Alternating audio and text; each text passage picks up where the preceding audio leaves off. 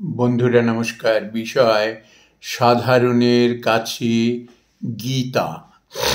বন্ধুরা, খুব মূল্যবান জিনিস যখন অনায়াসে আমরা পেয়ে যাই না, তখন তার আমরা যথাযোগ্য সম্মান দিতে পারি না। শ্রীমদ্ ভগবদ্ গীতার ক্ষেত্রেও না এটি সত্য। শ্রীমদ্ ভগবদ্ গীতা আমরা বেশিরভাগ ক্ষেত্রেই দেখি যে এই পারলৌকিক ক্রিয়াদিতে পাঠ করতে হয়, তাই পাঠ করা। আর বেশিরভাগ ক্ষেত্রেই যারা পাঠ করেন তাদের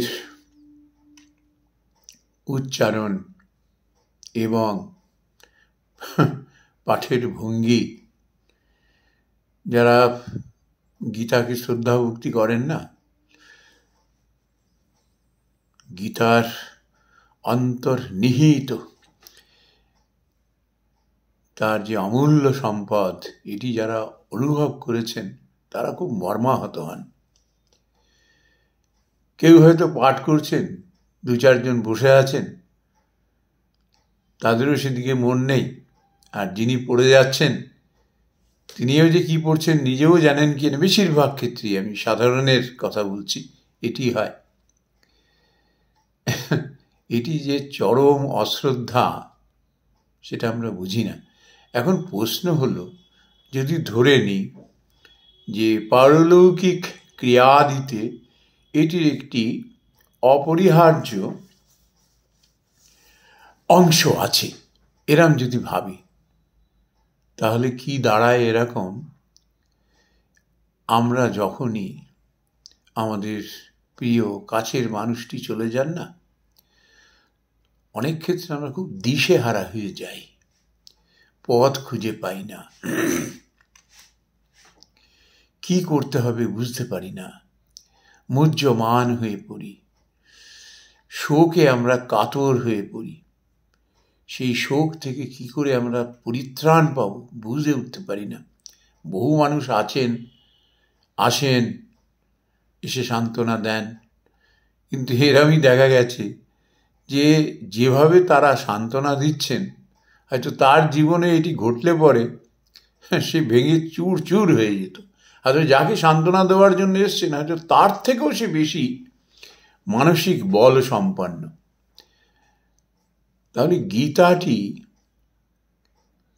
এরকম কেন পারলৌকিক অনুষ্ঠানে কেন পাঠ করা হয়? আসলে এটি যদি একবার কেউ বুঝতে পারেন না, বা কেউ যদি বোঝাতে পারেন মানুষের কাছে যে এটি কত বড় অমূল্য সম্পদ,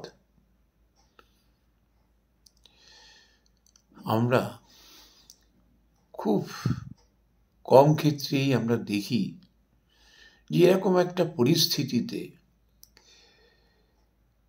এমন কোনো মানুষকে আমরা পেয়েছি যে যাকে ধরে আমি শোকের পারে যেতে পেরেছি, নতুন করে রাস্তা খুঁজে পেয়েছি, জীবনের সন্ধান পেয়েছি। এমন মানুষ খুব কমই মেলে, খুবই কম মেলে, বিরল। কিন্তু এই শ্রীমদ্ ভগবদ্ গীতা এমনই এক বান্ধব, সে কিন্তু যার ঘরে বিয়োগ ঘটেছে, পরিজন কিংবা কাছের মানুষটি ছেড়ে চলে গেছেন, কি করে শোকের পারে যাবেন, কি করে জীবনকে প্রতিষ্ঠিত করবেন, কি করে নতুন করে সে আবার উজ্জীবিত হয়ে উঠবেন, গীতা সেটি বলে দিয়েছেন। এমনভাবে বলেছেন যে মানুষ যদি সেটি বোঝার চেষ্টা করেন, এই অন্তর্নিহিত এই মন্ত্রগুলির মূল কথা যদি একবার বোঝার চেষ্টা করেন না, তাহলে সে এমন এক পরম বান্ধবের সন্ধান পাবেন না, তখন তাকে আর হাহুতাশ করতে হবে না। শ্রীমদ্ ভগবদ গীতা এমনই একটি গ্রন্থ যা আমাদের অসময়ে পরম এক বান্ধব, আমাদের সুখ দুঃখের পরম সাথী, দুঃখে দুর্দশায় দিশেহারা মানুষকে সে রাস্তা দেখিয়ে দেবেন। আবার সুখে উচ্ছ্বসিত যে ব্যক্তি, সে যাতে বিপদগামী না হয়ে পড়ে সেই রাস্তাটিও দেখিয়ে দেবেন। আমরা যদি একটি শ্লোকের কথাই এখানে উল্লেখ করি না, তাহলে পরে অনেকখানি আমাদের কাছে এটি পরিষ্কার হয়ে উঠবে যে মূলে এটি কি। শ্রদ্ধাবান লভোতি জ্ঞানম তৎপরো সংযতীন্দ্রিয় জ্ঞানম লব্ধা পরম শান্তি অচিরেণ অধিগচ্ছতি। কে না চাই আমরা জ্ঞান অর্জন করতে? জ্ঞানের দ্বারাই মানুষ সমস্ত সংশয়, সমস্ত সংকট কেটে বেরিয়ে আসেন।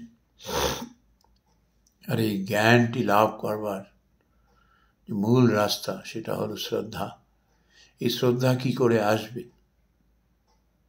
যার দ্বারা আমি এই জ্ঞানের সন্ধান পাব, যার দ্বারা জীবনের উদ্দেশ্য কি বুঝতে পারব।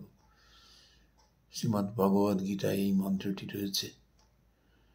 আর কি আমাদের জীবনের উদ্দেশ্যই হলো কি? শান্তি লাভ করা, পরম শান্তি লাভ করা। জ্ঞানম লব্ধা পরম শান্তি অচিরেণ অধিগচ্ছতি। এই জ্ঞান অর্জন করলে মানুষ এমন শক্তিশালী হয়ে ওঠেন যে কোনটা করা উচিত, কোনটা উচিত নয়, কোনটা ধরব, কোনটা ছাড়ব, কোন পথে যাব, মানুষের হৃদয়ে কি করে জায়গা করে নেব, ঈশ্বরকে কিভাবে মানুষের মধ্যে খুঁজে পাব, মানুষের মধ্যে যে দৈবী সত্তাটি রয়েছে। স্বামী বিবেকানন্দ বলছেন না, every individual is potentially divine. তার মধ্যে সেই দেবত্বটিকে কি করে জাগিয়ে দেব? মানুষে মানুষে বিভেদ ভুলে কি করে বুঝতে পারবো যে আমার মধ্যে যিনি বসে আছেন ওর মধ্যেও তিনিই বসে আছেন। আত্মৌপম্যেন সর্বত্র সমং পশ্যতি ইহ অর্জুন সুখং বা যদি বা দুঃখং স যোগী পরমো মত। এমন যোগী পুরুষ কি করে হব যে কখনো সুখে উচ্ছ্বসিত হয়ে ওঠেন না, দুঃখে ভেঙে পড়েন না, কাউকে উদ্বিগ্ন করেন না, নিজেও উদ্বিগ্ন হন না, কখনো নিজে ভয়ে ভীত হন না। মানুষকে সে কিভাবে ভালোবাসেন? আত্মৌপম্যেন। ঠিক নিজের জনকে যেমন করে ভালোবাসেন, ঠিক অন্যকেও তেমনই ভাবে ভালোবাসেন। নিজের মধ্যে যাকে দেখছেন সেই পরমাত্মা অন্যের মধ্যেও সেটি তিনি দেখতে পান, তিনি বুঝতে পারেন। মানুষের জাতি বর্ণের গণ্ডির মধ্যে ভগবানকে বেঁধে রাখা যায় না। আমাদের সকলের শরীরে একটা জিনিস দিয়ে বুঝিয়েছেন, সেই লাল রক্তই বয়ে চলেছে। তুমি সেই উচ্চ জাতিরই হোক আর নিচ জাতিরই হোক, তুমি মুসলিম হও কি তুমি হিন্দু হও, কি তুমি পার্সি হও কি জৈন হও, কি তুমি খ্রিস্টান হও, তুমি সেই মানুষ।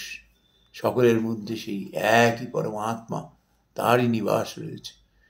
এটি যদি তুমি বুঝতে পারো, কেউ তোমার জীবনের শান্তি নষ্ট করতে পারবে না। এই আত্মৌপম্যেন ভাবটি তখন আসে, আর মানুষ তখন অচিরেণ অধিগচ্ছতি। সেই শান্তি অচিরেণ অধিগচ্ছতি, সেই শান্তি লাভ করেন তখন। শ্রীমদ্ ভগবদ গীতা হাতের কাছে পাওয়া এক বান্ধব। খুব মনে পড়ে শ্রী অরবিন্দ যখন আলিপুর সেন্ট্রাল জেলে ওই কুঠুরিতে 4 ফুট বাই 8 ফুট একটা কুঠুরিতে যখন এমন জ্ঞানী দার্শনিক চিন্তাশীল ব্যক্তি, তিনি পাগল পাগল হয়ে উঠেছিল তার মন। আমি কি 4 কুঠুরির মধ্যে এইভাবেই শেষ হয়ে যাব? আমার শিক্ষা দীক্ষা সব এইভাবে শেষ হয়ে যাবে?